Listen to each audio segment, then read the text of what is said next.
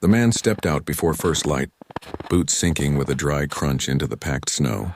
The air held steady at 40 below, a weight that pressed against his lungs each time he breathed. Frost clung to his beard like dust. He moved toward the sled without hesitation, testing the rope, checking the axe handle, brushing off last night's ice. The dogs shifted quietly beside him, their breath rising in slow bursts. Nothing unusual, just another day that demanded movement before thought. The sky showed no color yet, only a flat gray stretching over frozen birch. The man adjusted his coat, tightened the belt, and looked toward the river. There was no question of going or not going. The cold was constant, the work necessary. He set off, each step measured, every sound swallowed by the land. The cabin stood low against the wind, its logs sealed with frozen mud, a thin line of smoke pushing from the chimney. Inside, the air smelled of burned birch and boiled snow. His wife moved quietly, scraping soot from the stove, stirring a pot that steamed with melted ice and dried meat. She wiped her hands on a wool cloth, checked the small window for light, and kept working. Outside, the man split wood near the shed, stacking each piece in a careful line. His gloves were stiff, breath steady. The yard held a sled, 2 tired dogs and tools half buried in frost. No words passed between them. There was no need. Their rhythm was practiced: fire, water, food, and silence. The wind carried a thin hiss over the snow, the kind that never stopped but changed direction without notice. He looked once toward the river and went back to work. He loaded the sled with the fishing gear and set off toward the frozen river, following the narrow trail between the birch trees. The cold was sharp but familiar, the kind that stiffened breath and thickened thought. The dogs trotted ahead, their paws leaving quick prints that filled as soon as they were made. Halfway down the path, he noticed the snow crust had changed overnight. The usual hard surface was soft and uneven, covering old tracks and landmarks. He slowed the sled, scanning for the small ridge that marked the turn toward the river. But it was gone, flattened by wind and new frost. He stopped to adjust his direction, tapping the compass he carried in his coat pocket. The needle stuck for a moment before twitching weakly. It wasn't much, but it was enough to make him uneasy. He pressed forward anyway. There was still work to do. By the time he reached the river, the light had thinned to a dull gray. He tied the dogs to a dry stump and cleared a patch of ice with the back of his shovel. The first strike echoed through his arms, steady and hard.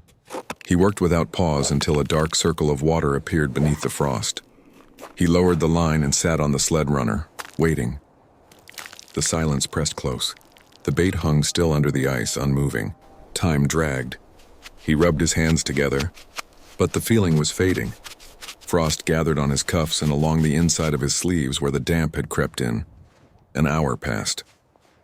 He shifted the hole wider, chipped the edges smooth, tried again. Nothing. The ice crackled faintly deep below and the dogs stirred. He ignored it, pulling the line again, forcing patience.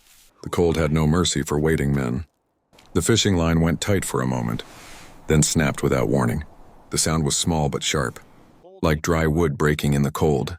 He stared at the loose end hanging from his hands, feeling the sting in his fingers that no longer seemed to belong to him. The last hook, the last bait gone, somewhere below the frozen surface. It all disappeared into the dark water. He let out a slow breath. There was no shouting, no anger left to give, just a quiet understanding that effort didn't always mean reward. Around him, the wind shifted, brushing snow against his face. The light had started to fade, turning the ice from white to a dull gray. The cold pressed harder through the soles of his boots, creeping up his legs. He rose carefully, joints stiff, brushing snow from his sleeves. The sled rope felt heavier than before, as if the weight of the day had settled into it. He looked across the open stretch where the trail should be, but the path was gone. The snow had covered everything, no tracks, no signs, just a flat, endless sheet. He started walking. One pull of the sled, one step forward, one breath at a time. The air was dry and thin, each inhale scraping his throat. His arms ached, his back burned, but he didn't stop. There was no comfort waiting if he rested. The only thing left was movement, steady, slow, necessary. The horizon offered nothing but white. Still, he moved toward it, guided only by memory and the faint hope that somewhere ahead, the cold might break. He moved slowly, leaning into the sled rope as if pulling the weight of the land itself. The dogs followed without sound, heads low, their breath showing in brief puffs that faded fast. The air had thickened. Even the sky looked frozen, colorless and flat. He stopped once to scrape ice from his sleeves and check the rope knots. His breath felt heavy now, shallow and tight in his chest. In the distance, a line of trees curved right, the same shape he had marked days ago with a split branch. That meant direction. That meant home. He followed it step by step until he saw the faint impression of old tracks where the snow had settled unevenly. Each mark steadied him. The sled creaked. The cold pressed in, but he kept the same pace. The silence wasn't threatening anymore, it was familiar, almost guiding him back. The cabin appeared as a dark block against the pale snow, its chimney smoke rising in a thin line. He stopped a few meters away, shoulders bent, the sled rope slack in his hand. The dogs waited behind him, still and quiet. His wife opened the door before he reached it.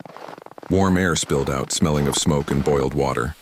She said nothing, only took the rope from his hand and led the dogs toward the shed. He stepped inside, closing the door against the cold that tried to follow. By the stove, heat stung his face, waking the skin that had gone numb. He sat unlacing his boots, watching melted ice drip to the floor. Outside, the wind kept moving, same as in the morning.